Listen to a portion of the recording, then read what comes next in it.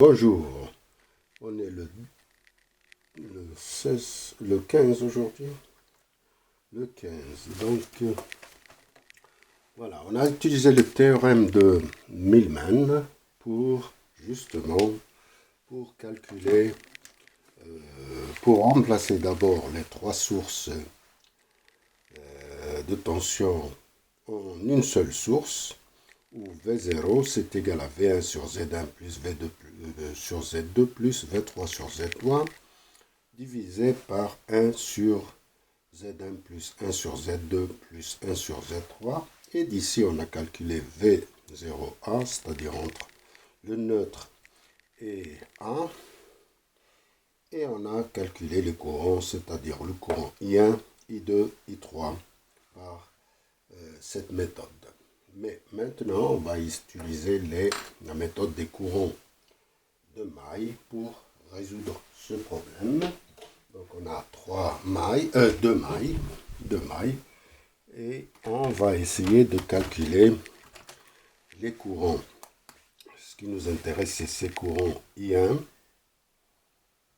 I2 et I3. Alors, d'abord, on va choisir deux mailles et on va écrire les équations de Kirchhoff pour cette maille et cette maille. Donc ici, on a choisi un sens, c'est-à-dire le sens des courants dans la maille et dans ce sens. On a le chute tension Z1, VZ1. La chute tension ici, elle est dans ce sens. Donc, si on part dans ce sens, si on rentre par un moins et on ressort par un plus, on écrit un plus. Si on rentre par un plus et on sort par un moins, on écrit moins. Donc ici, V1 moins VZ1 moins VZ2 et moins V2, c'est-à-dire est égal à 0.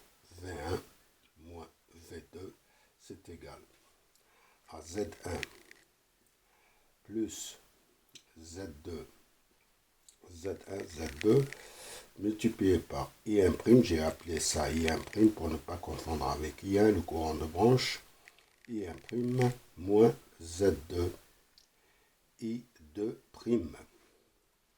Le même qu'ici, on va écrire V2 moins V3, c'est égal à Z2 plus Z3 multiplié par I2' moins Z2 I2'.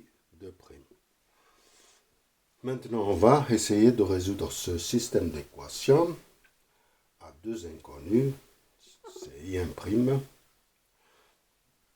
Donc, par la méthode des déterminants ou la méthode de Cramer, on sait que Z1 c'est égal à 8 plus J6. En forme polaire, c'est 10 et 36,87 degrés comme argument. On nomme. Z2, c'est 6 moins J8, donc c'est 10 moins 53,13 degrés. On nomme. Il nous faut Z1 plus Z2. C'est ça plus ça, donc c'est 14 moins J2. C'est égal en forme polaire 14,14 argument moins 8,13 degrés. On nomme. Et Z2 plus Z3, c'est égal Z2 plus Z3, j'ai pas donné la Z3, c'est 3 plus J4. Donc c'est 5 et 53,13 degrés. Donc Z2 plus Z3, ça va faire 9 moins J4. En forme polaire, c'est 9,85 moins 23,96 degrés. Maintenant, on va remplacer ici. Donc V1 moins V2, c'est la tension de ligne. Ça, c'est V1, V2, V3. V1 moins V2, c'est la tension de ligne. C'est racine 3 de la tension de phase. Et on a une rotation de 30 degrés.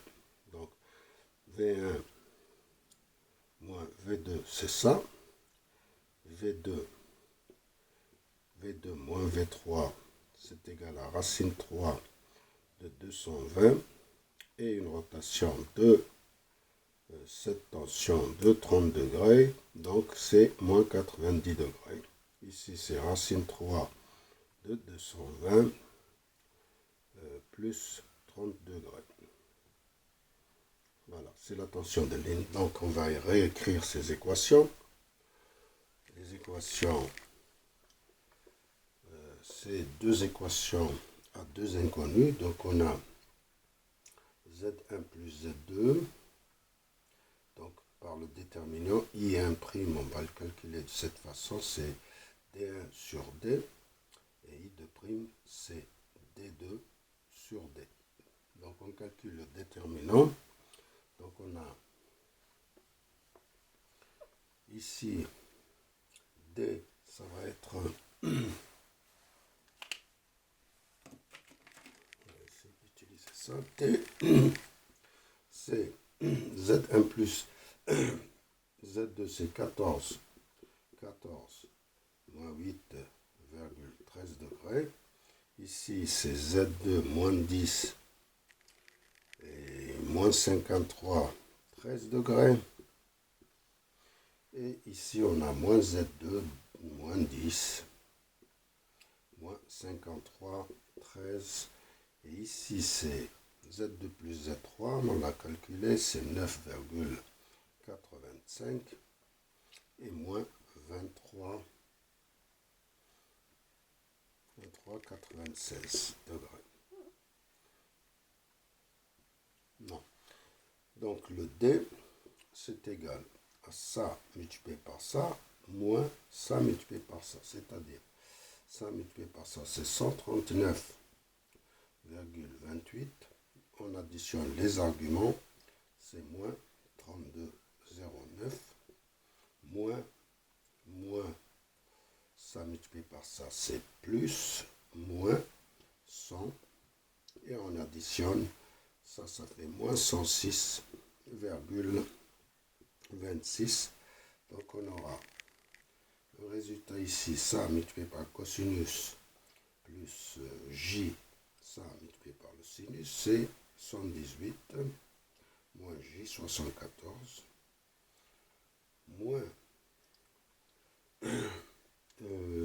106, le cosinus est négatif, donc moins, ça donne du plus 28, et moins, ça donne plus J, 96, donc D, ça doit être égal à 118 plus 28, ça fait 146, plus 96 moins 74, c'est J22, en forme polaire, c'est 147,65, argument 8,57 degrés. On écrit le D ici, et 147,65, 8,57 degrés. Donc on va calculer maintenant D1. Donc ici ça va être V1 moins V2 et V2 moins V3. Donc ici c'est racine de 3 multiplié par 220, c'est 381,05, 30 degrés. Et ici c'est 381,05 moins 90 degrés. Ça c'est D1. Donc on calcule D1. D1 c'est ça multiplié par ça, moins ça multiplié par ça. Donc ça multiplié par ça, ça donne 3753,35. Ça plus ça donne 6,04 degrés. Moins, ça donne plus 3810,5. Ça plus ça donne 100, moins 143,13 ça multiplié par le cosinus, c'est 3732,5 plus J sinus de 6 multiplié par ça, ça donne 395 plus ça multiplié par le cosinus, c'est moins. Cosinus de moins 140, c'est moins. Multiplié par 3805, ça nous donne moins 3048,4 et moins J 22 686,3. Donc en forme algébrique, ça nous donne 684,1 moins J 1891,3 en forme polaire 2011,2 et moins 70,1 degrés. Donc D1, on l'a calculé, 2011,2 et moins 70,1 degrés. Maintenant, on passe au calcul de D2.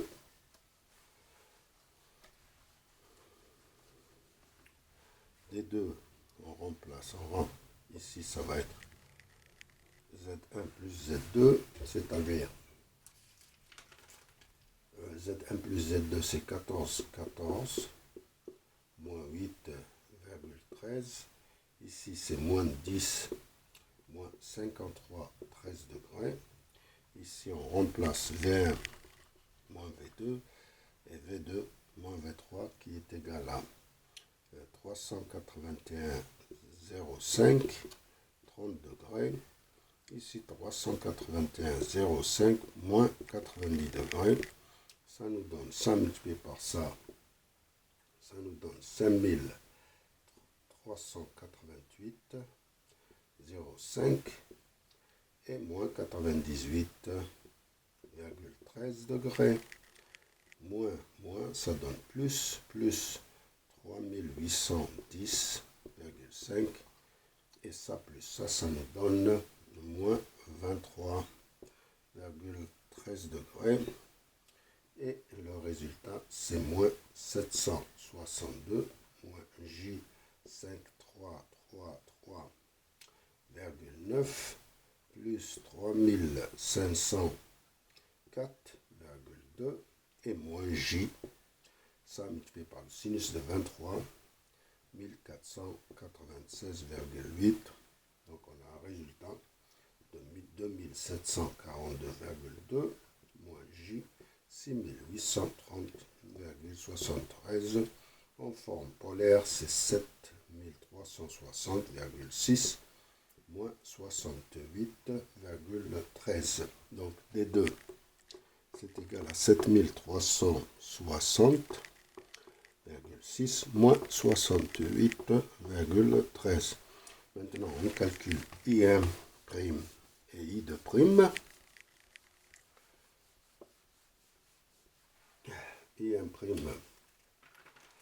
I1', c'est D1 sur D. Donc, c'est D1 2000 moins 70,1 sur D 147,65 8 57, ça nous donne un courant de 13,62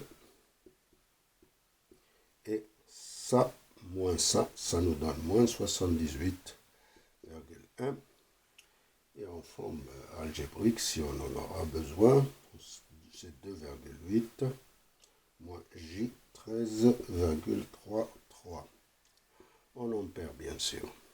Et maintenant I2', c'est égal à D2 sur D. D2 c'est 7360,6 moins 68,13 sur D 147,65 8,57. Ça nous donne un courant de 49,85. Argument moins 16, moins 76,7 degrés en ampères. en forme polaire, C 11 47 moins J 48,52 ampères. Maintenant, à partir de là, on peut calculer I1', c'est égal à I1, I2' moins I1'